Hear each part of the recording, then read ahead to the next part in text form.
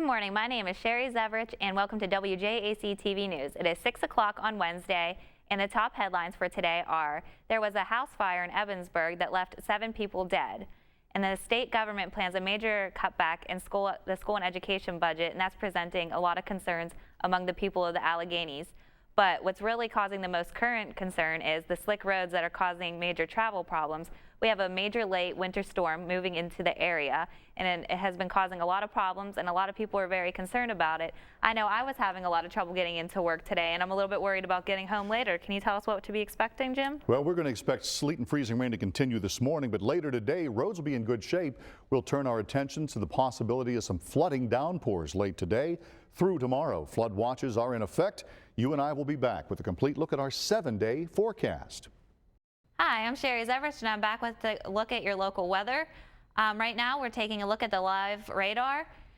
We're seeing the blue and the pinks, which that indicates the frozen precipitation, but moving in is the green coming in from Pittsburgh, and that is where we're seeing a lot of the rain. Like Thursday, that's whenever the precipitation is going to be changing mostly over into the rain, and that is what's causing a lot of concern for some flooding. But things start drying up a little bit into Saturday and Sunday, hopefully clearing up a good bit for the St. Patrick's Day parade. And then by Monday and Tuesday, that's when things start drying out. And I will be back in a few minutes with an interview with Jim Burton. Sherry Zevrich, better known to Jim Burton, the other weatherman, as Z-Girl. And today I'm going to be interviewing Jim Burton actually about my internship that I've been having with him over the past couple years. And I first started off in the weather department.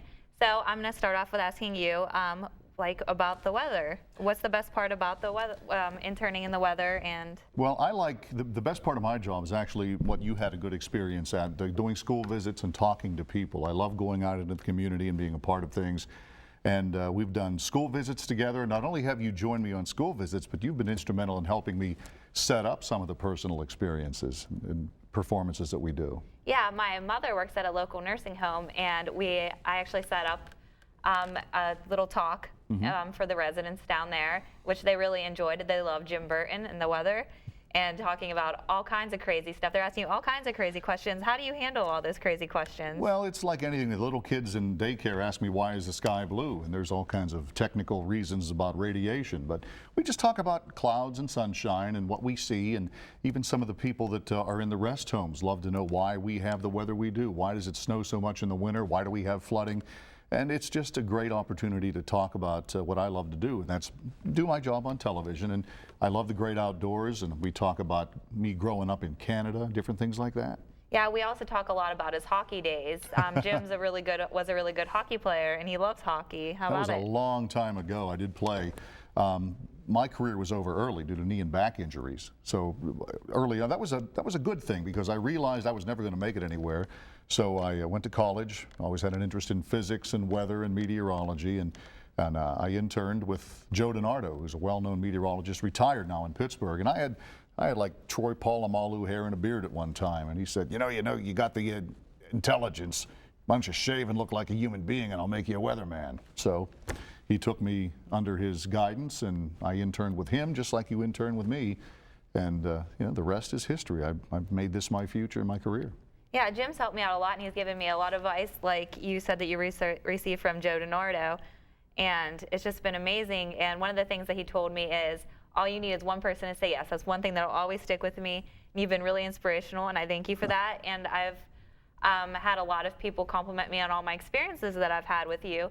And one of the things that I was able to do is we had an emceeing event at a local ballet with a local ballet company that Jim's heavily involved with, and I got to do some DJing there as well as my first little public speaking and mic time. Never discount what you can do. I'm a weather forecaster, a meteorologist, but I've been a DJ. I've done a lot of public appearances. There's nothing you really can't do once you learn how to be a communicator, whether it's radio, television, perhaps you're a good writer. And even more so today, I had to learn how to write decently because I have to blog, email. Like 10 years ago, that wasn't even in existence. But now I forced myself to become an okay writer because media now covers the entire realm, radio, TV, internet. So you have to be versed in just about everything now. Yeah, I was upstairs for a while, and I had to do a lot of the commercial writing and a lot of different kind of news stories writing. And then with you, I've even done some writing on the weather blog. Tim Tender, the other weatherman, got me into that one at the beginning of my internship. And then, but another event that I thought was a lot of fun, probably my favorite event that I'll always remember, is the Special Olympics. Jim's really good at getting all the kids and everybody involved in that.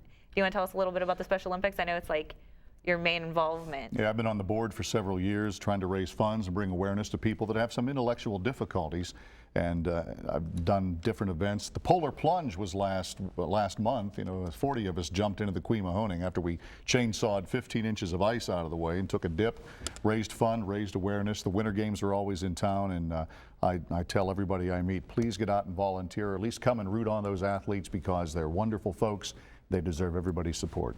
And don't forget to tell them about the suit that you wore. Oh yeah, we took a dip in tuxedos, powder blue tuxedos, anything to draw attention to the good cause. Yes, it was a good time. I saw a lot of the pictures. It was amazing. It was a good time. A lot of good pictures. Yeah. And now we get to talk a little bit about my favorite subject, which is myself. All right, Jim. So tell us why you think that, like how the internship went. Tell them if you think I was a good intern, bad intern, what you think the high points were for me. I think you were fantastic. Number one, usually students come in and they're really intimidated by just the technology, the fact that there are cameras here, and even just talking to people on television. You came right in, hey man, what's up? What's this do? Let me jump in here. Most people don't do that. You were a breath of fresh air that you would delve into any aspect of the Weather Center, the news people upstairs, and over the course of the past 2-3 years, you've really become very, very accustomed to how TV is done, and you've been honing your skills here with us every other month. You've been coming in doing things not only on camera, but behind the scenes. You know that what the technical aspect of this job is, you know about the public relations end of it, and you also have some experience now on camera. Yeah, and now I've got to meet a lot of really amazing people too, like going around networking with you. And it has just been amazing, and I really thank you for this opportunity, the station for this opportunity. The hardest thing about a career in this business is getting it started. You know, you need somebody to take a chance on you. You need to sell yourself. And that's kind of a hard thing to do. You have to develop that thick skin, that ego to say, hey, I can do this, give me a shot. And that's the way it works. And I can do this, and if you're watching this, you should give me a shot, and hopefully this won't be the last time that you see me on air. I agree. All right, this was Sherry and Jim, and we are gonna head out now. Have a nice day. Have a good day.